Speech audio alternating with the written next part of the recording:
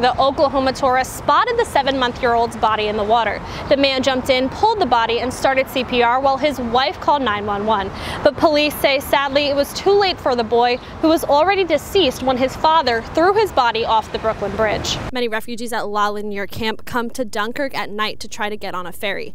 They pay smugglers to get on the ferry to go to the UK, where they want to claim asylum. It's all a matter of fingerprints, and they don't want their fingerprints recorded in France. I'm standing outside a federal courthouse where President Trump's former lawyer Michael Cohen arrived this morning for a hearing. Stormy Daniels' lawyer Michael Avenatti also made an appearance, a federal judge demanding he stop his publicity tour if he wants to continue to intervene in the case. Now, Avenatti spoke to reporters outside here and decided to drop his appeal. Patients in the study deal with their phobia by holding the spider like so. And sometimes I noticed you said elevated heart rate, sweating. And they'll feel like they maybe want to back away, or they'll like pull their arms in, you know, to protect themselves. Walking through a New York City park on your lunch break, you may be tempted to share some of your leftovers with the pigeons. But in areas with litter and rodent problems, the Parks Department asks you to keep your breadcrumbs to yourself. Now, it's not illegal to feed the pigeons in all of New York City, just prohibited in areas monitored by the Parks Department. But ignore signs and postings and you could be slapped with a $50 fine. We're standing in Havana Vieja, or Old Havana. Here you can see how close-knit city life is here in Cuba's capital. Now, it's difficult for Cubans to find places to rent because of housing shortages, and even more difficult for private entrepreneurs who are looking for places to expand their business. Behind me, you can see many campaign posters here in Ivry-sur-Seine, a southeastern suburb in Paris.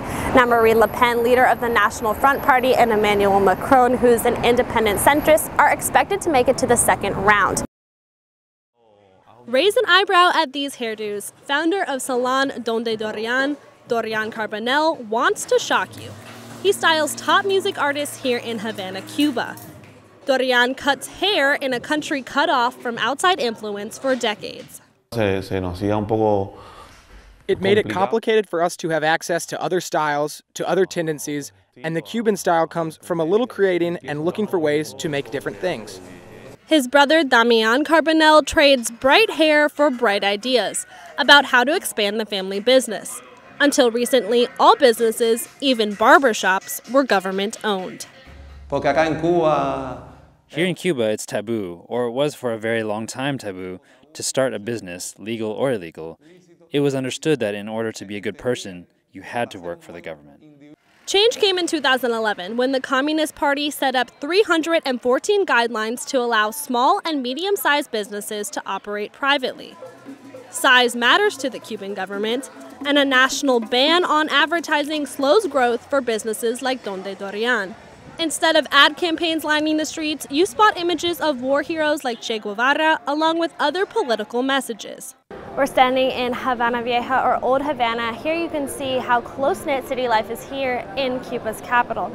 Now, it's difficult for Cubans to find places to rent because of housing shortages, and even more difficult for private entrepreneurs who are looking for places to expand their business.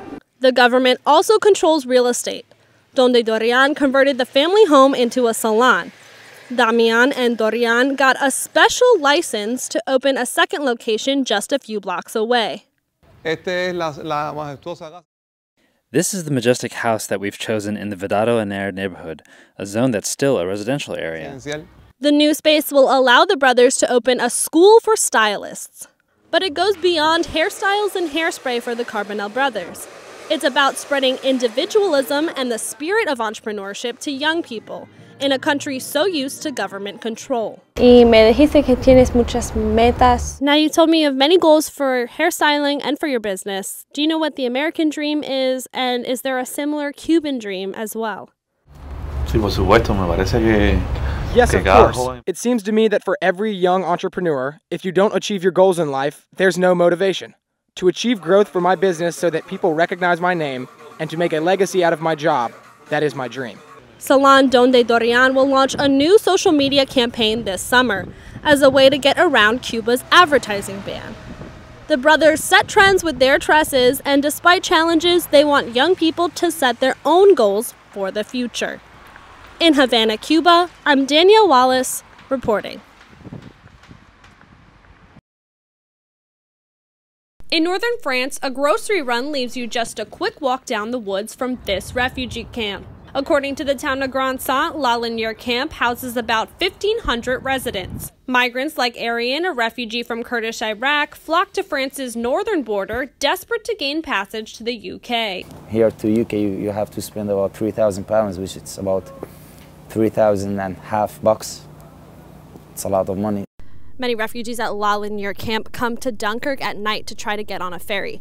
They pay smugglers to get on the ferry to go to the UK, where they want to claim asylum. It's all a matter of fingerprints, and they don't want their fingerprints recorded in France. The European Union records fingerprints of asylum seekers in a system called Eurodac.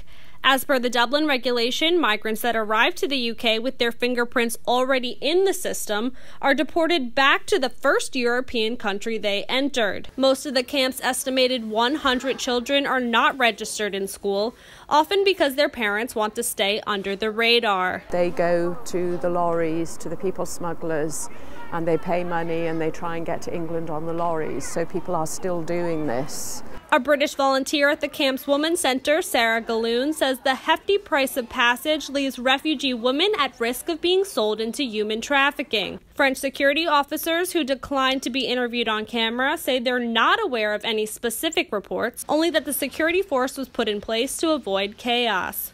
They treat us as an animal, and worse than animal. Go see how the people live here. No electric, not enough space. Refugees want out of the shelters. Their sites on England where asylum seekers are provided housing, and where Arian says there's opportunity to find work that pays under the table. You can see, like with the children's behaviour, how unsettled they are. Part of it is because they're not treated like human beings. This camp is not okay. A bureaucratic blunder. Volunteers are seeking more structure within the camp. The mayor's office, volunteer orgs, and the French government signed onto an agreement that will fund the camp for 6 more months. But a more permanent solution will have to wait until after the French presidential election in April. In Dunkirk, I'm Danielle Wallace reporting. A fear is one thing, a phobia is another. Journalism student Delaney McGuire is not too fond of the itsy-bitsy spiders, especially when they aren't so itsy-bitsy. I think it's a pretty natural reaction to avoid spiders whenever you can. I'm not going to go into a room that has a spider in it. But McGuire did what she said she wouldn't, by going into Howell Hall's new anxiety lab, where the psychology department is conducting a study about spider phobia. I feel like I should just look at it for a little bit first. McGuire is going to cover a new story in Chile where tarantulas are common. Though she went to the lab to help confront her fears, McGuire didn't qualify for the study. Psychology graduate student Shannon Blakey says her study focuses on people with debilitating phobias, not just fears like McGuire's. So when you're going to your daughter's picnic party out in the park, are you actually being taken out of that moment, out of the present, because you're scanning the ground looking for spiders? The study includes 4 sessions of exposure therapy. So patients in the study deal with their phobia by holding the spider like so. And sometimes they notice, you said, elevated heart rate, sweating. And they'll feel like they maybe want to back away, or they'll like pull their arms in, to protect themselves. After a few minutes in the same room with the tarantula, McGuire saw that these crawlers aren't so creepy after all. Like, its little feet are tickling me. She should be fine in Chile. In Chapel Hill, I'm Danielle Wallace reporting.